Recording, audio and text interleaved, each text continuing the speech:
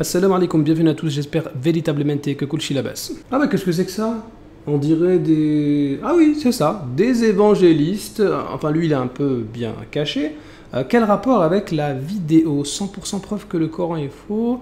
Des évangélistes jaloux du Coran. Eh bien je vous explique. En fait, alhamdoulilah, le Coran, c'est la parole d'Allah Azza wa Jal, le Tout-Puissant. On le récite, on l'apprend par cœur, on l'enseigne de professeur à élève, du temps du prophète alayhi salatu wassalam jusqu'à aujourd'hui, et c'est récité dans toutes les mosquées, dans la même langue de révélation, l'arabe. Bah ça fait des gros jaloux. Bah oui, parce que ces évangélistes-là, leur Bible, elle est très peu apprise par cœur, elle est très peu récitée et lue en langue originelle, et surtout elle contient des auteurs inconnus. Ça veut dire que dans les livres de la Bible, il y a plusieurs livres qui ont pour auteur, on ne sait pas c'est qui a écrit plusieurs passages de la Bible. Et donc, ils sont un petit peu jaloux du Coran, et donc ils vont essayer de s'attaquer à Hafs. Hafs, qui est une manière de lire le Coran, qui aujourd'hui est la plus répandue sur Terre auprès des musulmans. Et donc, ils vont accuser Hafs d'être faible dans le hadith, rejeté par les savants du hadith, et aussi d'être un menteur.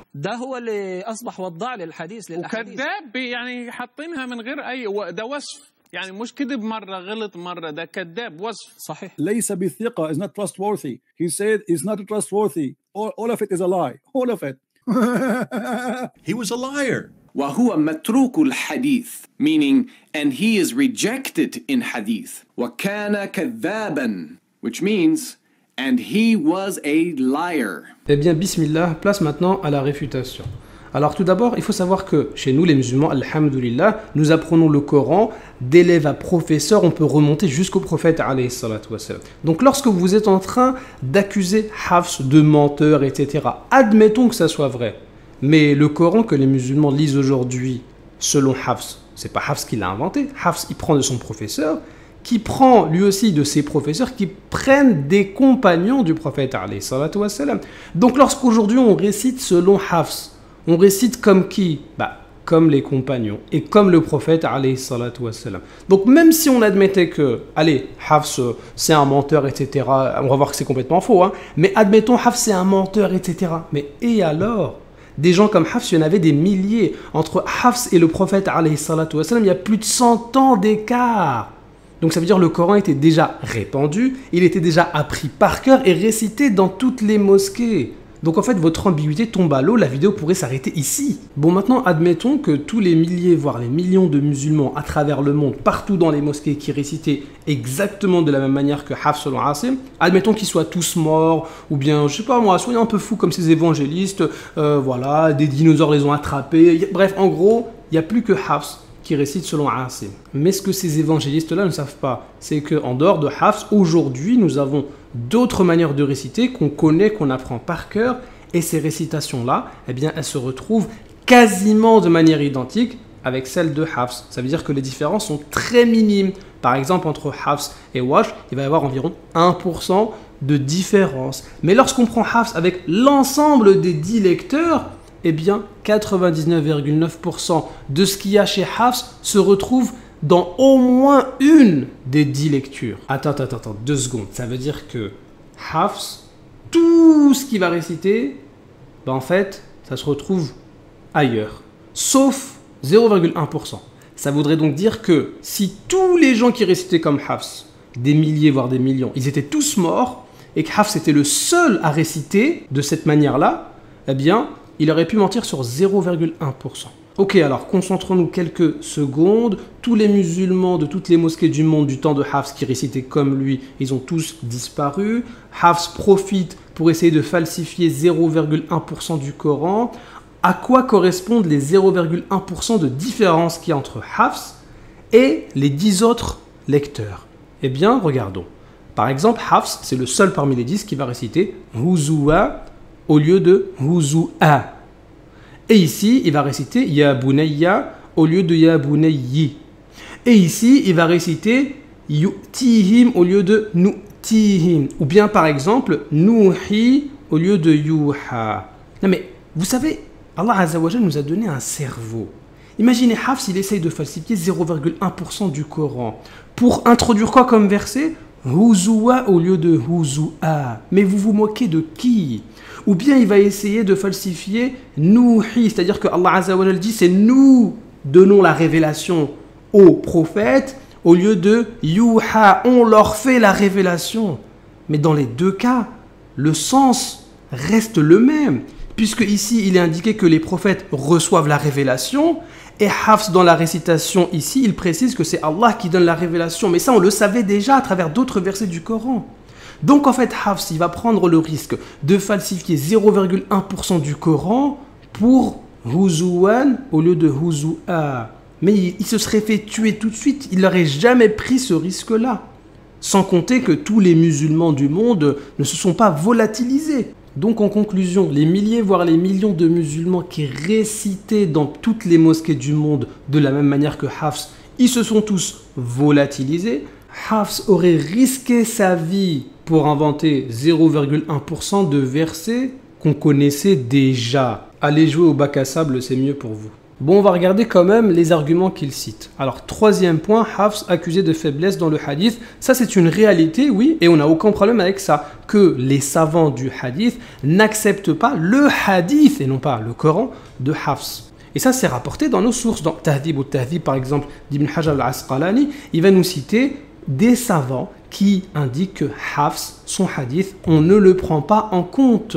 Mais pourtant, comme on va le voir par la suite, les savants sont unanimes sur le fait que Hafs, en lecture du Coran, eh bien, c'est un imam. Alors là, peut-être, on va dire, mais attends, si Hafs, on n'accepte pas son hadith, si Hafs n'est pas fiable dans la science du hadith, comment on pourrait accepter Hafs dans le Coran? Eh bien là, on vous dit, ça n'a rien à voir. Imaginez quelqu'un qui est très fort en mathématiques. Il postule pour être professeur, il réussit ses concours, il est le premier.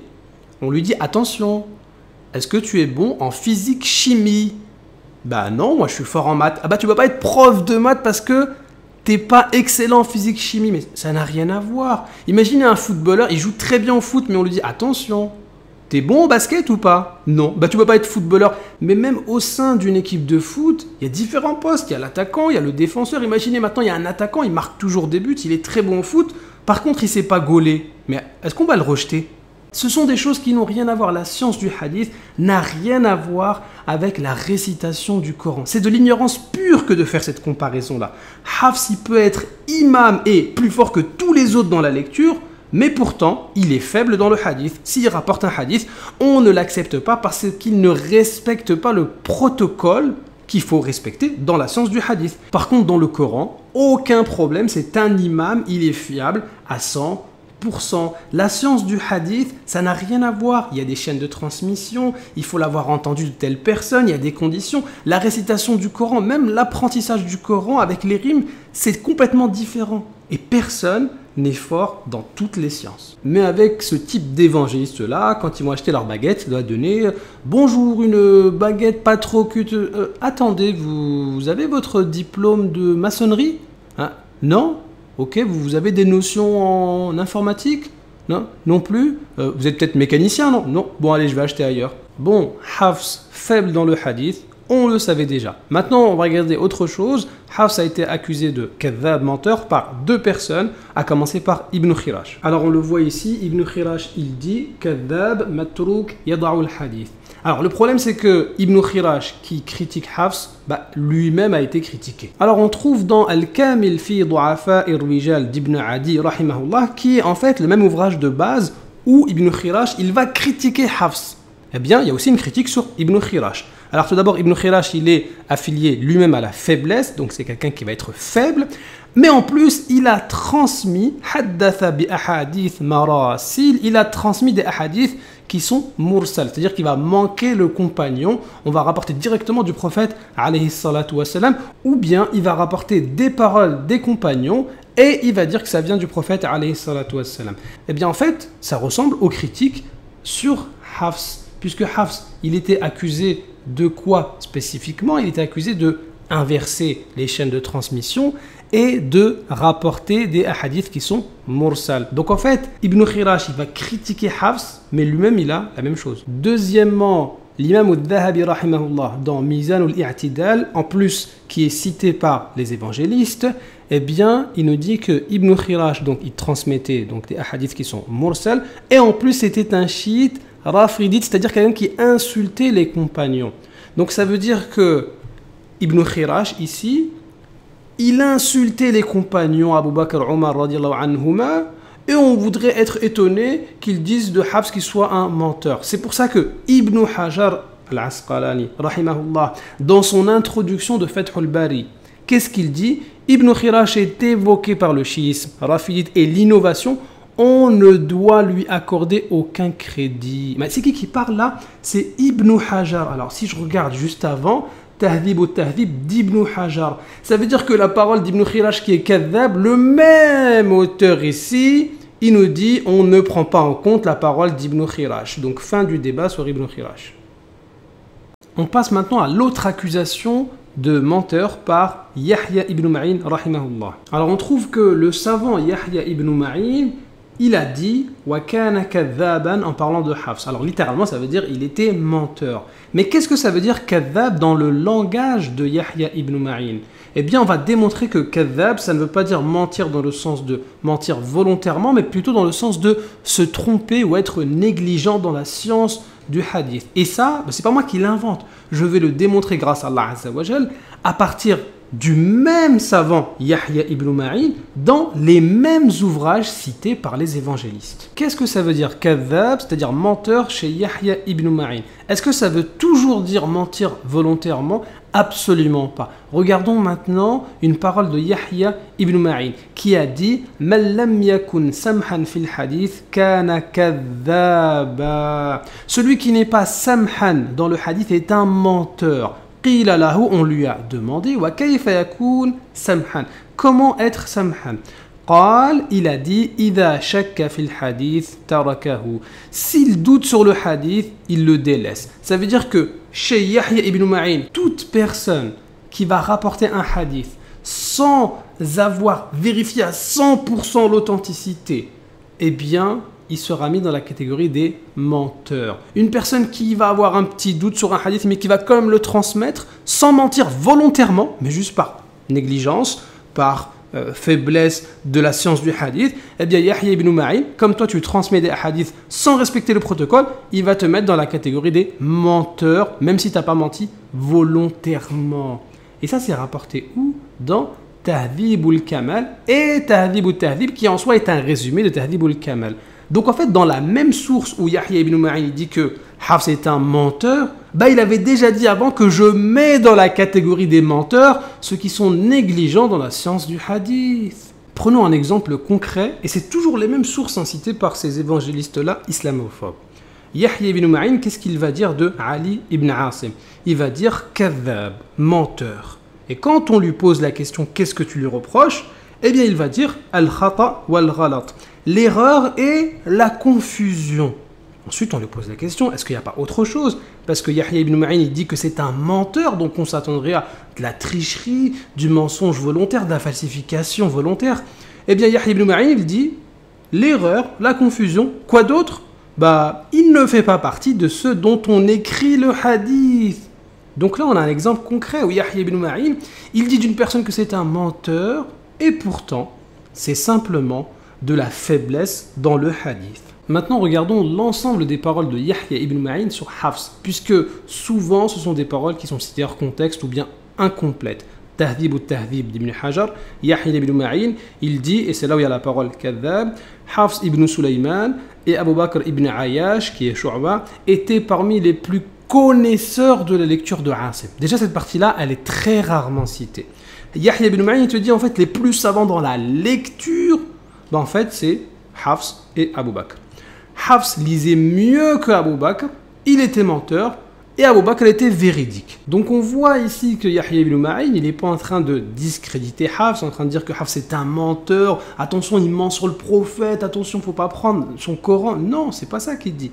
Il dit que Hafs, il fait partie des plus connaisseurs dans la lecture du Coran. Et nous, c'est ça ce qui nous intéresse avec la lecture, la récitation de Hafs. C'est pas son hadith. Regardons maintenant une autre parole dans Al-Kamil fi Du'afa al-Rijal d'Ibn Adi. Yahya ibn Ma'in, il dit le lecteur Abu Omar al-Bazzaz, qui est Hafs, n'est pas fiable. Sa lecture, écoutez bien, c'est là que ça nous intéresse, sa lecture est plus authentique à Sah, plus authentique que celle de Abu Bakr ibn Ayyash, mais Abu Bakr est plus fiable que lui. Ça veut dire qu'il fait la différence entre les deux. Pour lui, Hafs est plus fort dans la lecture, mais Abu Bakr, il est plus fiable, c'est-à-dire dans le hadith. Regardons une autre parole dans Mizan al-I'tidal d'Al-Dhahabi. Yahya ibn Ma'in, il a dit « La lecture de Hafs est plus authentique que celle de Abu Bakr, et Abu Bakr était plus fiable que lui. » Mais imaginez que Yahya ibn Ma'in, il est en train de mettre en garde contre Hafs. Attention, c'est un menteur, faut pas l'écouter. Mais il va pas dire que sa lecture, c'est la plus authentique. Regardons maintenant cette parole qui est très importante. Dans Tarikh Baghdad d'Al-Khatib al-Baghdadi. On a posé la question à Yahya ibn Ma'in et là on voit tout le contexte. J'ai demandé à Yahya ibn Ma'in comment était, est-ce qu'on peut lire ensemble s'il vous plaît, comment était quoi, comment était le hadith de Hafs ibn Sulayman al-Asadi, al-Koufi. Il répondit, il n'est pas fiable. Donc à chaque fois que Yahya ibn Ma'in, il est en train de critiquer Hafs, il parle dans quel domaine? Dans la lecture du Coran ou dans le hadith? Eh bien, c'est indiqué ici dans le hadith. Donc, quand il dit les menteurs, il parle dans la science du hadith. Eh bien, Hafs, comme il ne respecte pas le protocole de la science du hadith, il est mis dans la case menteur. Il ne parle pas de la lecture du Coran de Hafs. Et ça, on le voit chez tous les savants qui ont critiqué Hafs. Ils précisent toujours quoi? Hadith, hadith. Regardez. Al-Dariful Hadith, Hadithuhu Al-Hadith, Hadith, Hadith. Ça veut dire qu'ils font bien attention, on parle de Hafs, il n'est pas recevable dans le Hadith. Maintenant, on va regarder ce que disent les savants sur Hafs dans le Coran. Alors, dans les mêmes sources citées par les islamophobes, il est indiqué Qala Waki' kana thiqa, c'est-à-dire que Waki' a dit que Hafs était fiable. Mais quel est le lien entre Waki' et Yahya ibn Ma'in? Eh bien, Waki' c'était le professeur de Yahya ibn Ma'in. Donc, le professeur de Yahya ibn Ma'in, il nous dit que Hafs, il est thiqa, il est fiable. Alors maintenant, vous allez me dire, peut-être c'était le professeur de Yahya ibn Ma'in, mais il n'avait pas une grande autorité. Eh bien, non! Yahya ibn Ma'in lui-même, il dit quoi de son professeur Waki'? Il dit « Ma ra'aytu ahadan ahfadha min Waki'. Je n'ai vu personne apprendre plus que Waki'. Donc, selon Yahya ibn Ma'in, le plus fort dans l'apprentissage, c'est Waki' qui a dit que Hafs était fiable. Donc ça, c'est fini pour les islamophobes, alhamdoulilah. Regardons maintenant d'autres savants. Al-Khatib al-Baghdadi, il a dit « Les anciens considéraient Hafs meilleur que Abu Bakr dans l'apprentissage. » Ils font la différence entre le Coran, l'apprentissage par cœur, et la science du hadith. Et lui attribuer la maîtrise de la lecture qu'il a récitée sur Asim. Donc les anciens savants, ils considéraient que Hafs, en lecture du Coran, on ne peut pas toucher. Ensuite, Mizan al-I'tidal d'Al-Dhahabi rahimahullah, il nous dit wa kana thabtan fil qira'ah. Il était fiable dans la lecture et les savants eux-mêmes reconnaissent négligent dans le hadith car il ne maîtrisait pas le hadith. Lorsque Hafs y récitait un hadith, il l'avait entendu, il le transmettait, c'était niya, c'était de bonne volonté. Le prophète, alayhi salam, il a dit faites ça, vous aurez des bonnes actions, etc. Il transmettait sans vérifier la chaîne de transmission. Eh bien pour les critiques dans la science du hadith, on te met dans la catégorie menteur. Mais pourtant, il est fiable dans la lecture, maîtrisait le Coran et le psalmodier et était en lui-même véridique. On lit également quant à la lecture, il est fiable à l'unanimité.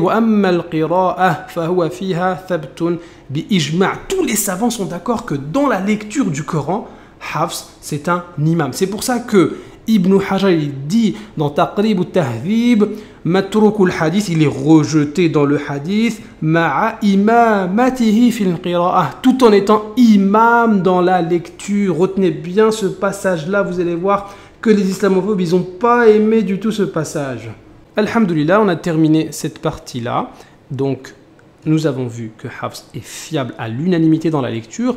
Et le fait que beaucoup de savants l'aient critiqué dans le hadith, ça prouve justement que ça concerne que le hadith. Parce que si Hafs était un menteur qui mentait volontairement sur le prophète, eh bien jamais ils auraient dit menteur dans le hadith, ils auraient dit menteur dans le Coran, c'est grave et tout. Ils n'ont jamais dit ça. Donc c'est une preuve supplémentaire. Et oui. Par contre, vous n'avez pas de chaîne de transmission, vous avez des auteurs inconnus, on ne sait même pas c'est qui. On passe maintenant au bonus. Alors Princesse of Lu, c'est un roupilleur de première, alors c'est un évangéliste anglophone qui prétend être arabophone et beaucoup d'évangélistes considèrent que c'est le chrétien qui ferait trembler le monde musulman. Bon, en fait, il fait pas trembler une mouche, on a déjà vu que c'était un grand ignorant. Et on va voir aussi qu'il ne sait même pas lire l'arabe. Pour quelqu'un qui espère faire trembler le monde musulman, tu trembles un peu trop, hein. Yahya ibn quoi? Il a dit Yahya Bayn au lieu de Ibn, mais attends. Et en plus, au lieu de dire Ma'in, il dit Mu'in, mais qu'est-ce qu'on va faire de toi? Non, c'est pas possible, il faut refaire là. Christian Princess of Lu est l'apologiste chrétien qui fait trembler le monde musulman. Personne n'ose débattre avec lui sur ses émissions en direct du fait de l'étendue, arrêtez s'il vous plaît, de l'étendue de ses connaissances sur l'islam. Chrétien mais diplômé en théologie, il a dit Nisaï, faites quelque chose s'il vous plaît. Il révèle l'arrière-fond de la doctrine islamique, mais toujours en utilisant les propres sources des musulmans. Et il sait même pas dire Sunana Nasa'i, pas Nisa'i. T'es pas sérieux. Il a dit à Turmudi. Oh là là. Non, attention. Nous, on ne laisse pas faire. Hein. On laisse pas des gens comme ça mentir sur nos sources. Donc, toi, le roupilleur qui fait trembler le monde musulman, tu vas relire et plus lentement, comme ça tout le monde va écouter ce que tu dis. Alors ici, vous voyez, il n'y a pas les harakat, c'est-à-dire qu'il n'y a pas les voyelles. Donc, le mangeur roupilleur de Lu, il va inventer des voyelles. Et lui, il va lire la yaktubu hadithahu, c'est-à-dire qu'il n'écrit pas son hadith. Mais de qui on parle? De Hafs. Donc Hafs n'écrit pas son hadith. Mais si Hafs n'écrit pas de hadith, il n'aurait pas de critique. Réfléchis un petit peu. C'est plutôt la yuktabu hadithuhu. Son hadith ne doit pas être écrit. On n'écrit pas son hadith et non pas lui n'écrit pas. Ça, c'est de l'ignorance, c'est niveau débutant. Donc si vous êtes encore persuadé que ce mangeur de Lu fait trembler le monde musulman, bah ramenez-le, on fait un débat en arabe. Alors on passe maintenant à Al-Fadi. Alors c'est quelqu'un qui est un peu fatigué, un peu moins prétentieux que le roupilleur de Lu, mais il se prend quand même pour un arabophone, genre je sais lire et tout. Ibn Kharash. He was a liar. Ibn Kharash. Bon, je sais pas c'est qui t'a fait ce document, mais c'est pas Ibn Kharash, c'est Ibn Khirash. Alors toi, tu es arabophone, tu aurais dû vérifier. Ibn Hayyan. Et là, il dit Ibn Hayyan. Mais d'où il sort ça? En arabe, c'est pas Ibn Hayyan, c'est Ibn Hibban. Sauf que comme le ba et le ya se ressemblent un petit peu, un point, deux points, et lui, bah, comme c'est un arabophone qui doit maîtriser parfaitement l'arabe, eh bien, il va copier Ibn Hayyan, il l'écrit, il le lit, mais il maîtrise l'arabe, bien sûr. Alors, ce qui est drôle, en fait, c'est que ces évangélistes-là, ils essayaient d'accuser Hafs de menteur, alors qu'en fait, ce sont eux les gros menteurs. Ibn Hayyan. He used to change the chains of transmission and even fabricated chains for those traditions that did not have ones. Now, that's a powerful statement right there. We're talking about the chains of transmission that deals with these qira'at. So if he changed those transmission, doesn't that indicate that as if he's trying to make himself look more authoritative? There you go. Vous savez, quand vous êtes obligé de mentir pour prouver que le Coran est faux, eh bien, c'est que vous avez du mal à prouver que le Coran est faux. Ils sont en train de lire la parole de Ibn Hayyan, selon lui, alors que c'est Ibn Hibban, qui parle de chaîne de transmission de ahadith. Ils sont en train de critiquer Hafs en disant qu'il inversait les chaînes de transmission, faisait remonter des traditions. D'accord? Des traditions parlent de ahadith. Et lui, comme un grand roupilleur, il nous dit « Ah, on est en train de parler des chaînes de transmission des qira'at, des lectures de Coran. » Ça veut dire qu'il est en train de confondre le hadith. Ici, Hafs, il est critiqué sur les chaînes de transmission du hadith et lui dit « Ah, les chaînes de transmission du Coran, on est en train de parler de ça. » Et lui dit « Oui, c'est ça, tu as raison. » En fait, ils savent même pas ce qu'ils sont en train de lire puisque tout le contexte montre que ça parle du hadith. Il y a même la parole de Dhahabi qui nous dit que Hafs, eh bien, il est fiable dans la lecture. Mais eux, ils essaient de falsifier. Ils disent non, non, non, on parlait pas du hadith, on parlait du Coran. Et ce mensonge, il est tellement gros que même les musulmans anglophones l'ont déjà repéré. We're talking about the chains of transmission that deals with these qira'at. لا لا That's not what he's talking about. Bon, en tout cas, les deux là, et surtout lui là, il mérite plus de s'appeler Al-Fadi, mais Al-Fatigué. Maintenant, on passe à Bother Ismaël, surpris en pleine falsification. Alors, je sais pas si vous vous souvenez de ce type, c'est le mec qui prétend voir Jésus partout, etc. Et puis lui, j'avoue ce qu'il a fait. Je pense qu'à 3 ans, on fait plus ça. Il a des ciseaux, mais vous pouvez même pas imaginer. Il découpe. En même temps, on peut le comprendre. Il a des visions, donc il peut voir là où couper comme il faut. وهو متروك الحديث, meaning and he is rejected in hadith. كذا قال الحافظ في التقريب وقال البخاري في الضعفاء 9 تركوه. And it says, great Muslim scholars such as Al-Hafidh and Imam al-Bukhari likewise claimed Hafs is rejected. Actually, for those of you who don't know Arabic, you can still find some information about his dishonesty. Donc en fait, ce type, c'est lui qui est malhonnête. C'est lui qui ne sait pas lire l'arabe et il propose aux autres. Pour ceux qui ne lisent pas l'arabe, vous pouvez avoir plus d'informations sur la malhonnêteté de Hafs. Mais t'es tombé de quel... Tu viens d'où, toi? Regardez cette grosse falsification. Même si vous ne comprenez pas l'arabe, vous allez voir. Wahuwa matroukul hadith, il l'a lu. Ensuite, il passe directement à Kada qala al-hafidh fi at-taqrib. وهو متروك الحديث, meaning and he is rejected in hadith. كذا قال الحافظ في التقريب. Vous avez bien vu, il a sauté cette partie-là. Quelle est cette partie-là? Ma'a imamatihi fil qira'ah, tout en étant imam dans la lecture. Donc en fait, ici, la partie en rouge, il découpe, il recolle. C'est ce qu'on appelle un saint découpage. En fait, cette vidéo de ce saint découpeur, elle a été traduite par 2 islamophobes francophones et les deux n'ont pas vu ou ont fait semblant de ne pas voir cette partie-là que ce saint découpeur a découpé, qui est Ma'a imamati fil qira'ah. Et ça, c'est une parole de Al-Hafidh qui est Ibn Hajar. Et eux, en plus, ils traduisent n'importe comment. Les grands érudits musulmans tels que Al-Hafidh et l'imam al-Bukhari affirment unanimement que Hafs est rejeté. Mais le Hafidh de qui on parle ici dans le Taqrib, eh bien ça on l'a déjà vu. Taqrib ou Tahlib d'Ibn Hajar, matroukul hadith ma'a imamatihi fil qira'ah. Donc Ibn Hajar il te dit que Hafs est rejeté dans le hadith, mais il est imam dans la lecture, le Coran tu peux prendre.